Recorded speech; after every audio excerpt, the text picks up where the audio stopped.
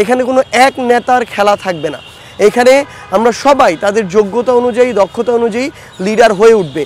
2025 সালের এই ফেব্রুয়ারি মাসের 20 থেকে 28 তারিখের মধ্যেই, অর্থাৎ তৃতীয় যে আমাদের দশকটি রয়েছে, এর মধ্যেই আসলে আমাদের ছাত্র জনতার অভ্যুত্থানের পরে তরুণদের নেতৃত্বে নতুন রাজনৈতিক দল আসতে যাচ্ছে। আমরা আমাদের জায়গা থেকে মনে করি যে আমরা তো বাংলাদেশের বিগত সময়ের যে গতানুগতিক যে রাজনৈতিক দলগুলো ছিল তাদের বিভিন্ন কৃষ্টি, কালচার এগুলো দেখে অভ্যস্ত এবং মানুষ আসলে কিছুটা এগুলোর প্রতি বিরক্ত। সেই জায়গা থেকে আমরা সবসময়, তরুণ প্রজন্ম সবসময় আমাদের পুরাতন যে অভিজ্ঞতা, অগ্রজদের সীমাবদ্ধতা, সেই জায়গা থেকে আমরা শিক্ষা নিয়েছি বলেই 16 বছরে যে সীমাবদ্ধতাগুলোর কারণে খুনি হাসিনাকে দেশছাড়া করা যায়নি, এই তরুণ প্রজন্ম তাদের নেতৃত্বে, তাদের বিচক্ষণতায়, সাহসিকতায়, দূরদর্শিতায় বিগত 36 দিনে ওই জুলাইয়ের সময় এই খুনি হাসিনাকে দেশছাড়া করেছে। আমরা আমাদের জায়গা থেকে মনে করি আমাদের দলটি কোনো পরিবার কেন্দ্রিক দল হবে না, যে এক পরিবারের মধ্যেই নেতৃত্ব সবসময় সীমাবদ্ধ থাকবে, বরং এখানে একটি গণতান্ত্রিক চর্চা রয়েছে। এখানে কোনো এক নেতার খেলা থাকবে না। এখানে আমরা সবাই তাদের যোগ্যতা অনুযায়ী, দক্ষতা অনুযায়ী লিডার হয়ে উঠবে। যে কেউ চাইলে যে কাউকে ছাড়িয়ে গিয়ে একটি জায়গা নিতে পারে, আবার নির্দিষ্ট জায়গার ডিমান্ড পূরণ না করতে পারলে যে কাউকে ওই জায়গাটি ছাড়তে হবে। আরেকটি গুরুত্বপূর্ণ জায়গা আমরা আমাদের জায়গা থেকে যেটি মনে করি সেটা হচ্ছে এই যে তরুণ প্রজন্ম, আমরা আমাদের জায়গা থেকে সবচেয়ে বড় বিষয়টি হচ্ছে সাহস নিয়ে আমাদের ভুলগুলোকে আমরা স্বীকার করে ফেলি, যে না, এটা আমার ভুল হয়েছে, এটা আমার সীমাবদ্ধতা, এবং এরপরে সেটা সংশোধনের জন্য আমরা কাজ করি।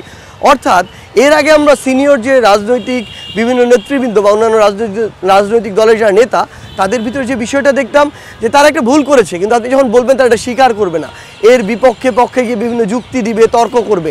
কিন্তু না, আমরা মনে করি যে আমাদের মানুষ, আমাদের সীমাবদ্ধতা থাকতে পারে, এটা স্বাভাবিক। আমরা সেই জায়গায় কাজ করে নিজের ডেভেলপমেন্ট করতে চাই।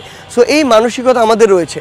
থার্ড, আমরা মনে করি এই ইয়াং জেনারেশনের সবচেয়ে গুরুত্বপূর্ণ স্পেশালিটি হচ্ছে এই নেতৃত্বে যারা থাকবে তাদের সাথে পুরো বাংলাদেশের ইয়াং জেনারেশন একটা কানেকশন রয়েছে। কারণ আমরা একসাথে এই অভ্যুত্থানের রাজপথের সহযোদ্ধা, আমরা একসাথে লড়াই করেছি। আমাদের বয়সের পার্থক্য যেমন নেই, আমাদের মানসিকতার পার্থক্য নেই। সেই জায়গায় এই সময়ের ডিমান্ড, তরুণ প্রজন্মের ডিমান্ডটা আমরা অনুধাবন করে সেই অনুযায়ী কাজ করতে পারবো, যেই জায়গায় অন্য যে কোনো দলের চেয়ে আমরা এগিয়ে থাকবো। এবং আরেকটা গুরুত্বপূর্ণ বিষয় আমরা আমাদের জায়গা থেকে মনে করি, আমাদের ভিতরে না ওই নেগোসিয়েশন করে টিকে থাকা কিংবা একটু ভীরুতা, এরকম কোনো চিন্তাভাবনা কাজ করে না।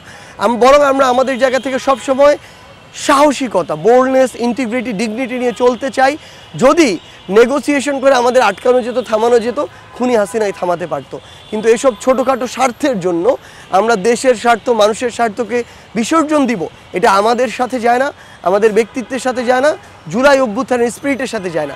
সেই জায়গাটিতে এই তরুণ প্রজন্মের নেতৃত্বে যে রাজনৈতিক দল আসছে সেটা অন্য যে কোনো দলের চেয়ে স্পেশাল হবে এবং সবসময় এই অভ্যুত্থানে যেমন করেছিল জনগণের আশা আকাঙ্ক্ষা অনুযায়ী সামনের কর্মসূচি দিয়ে বাংলাদেশকে সঠিক পথে নিয়ে যাওয়া, আগামীর বাংলাদেশেও এই তরুণ প্রজন্ম জনগণের আশা আকাঙ্ক্ষাকে সামনে রেখে জনগণের কথা শুনবে, জনগণের হয়ে কথা বলবে এবং জনগণের সমালোচনা, যৌক্তিক সমালোচনা নিতে সবসময় প্রস্তুত থাকবে।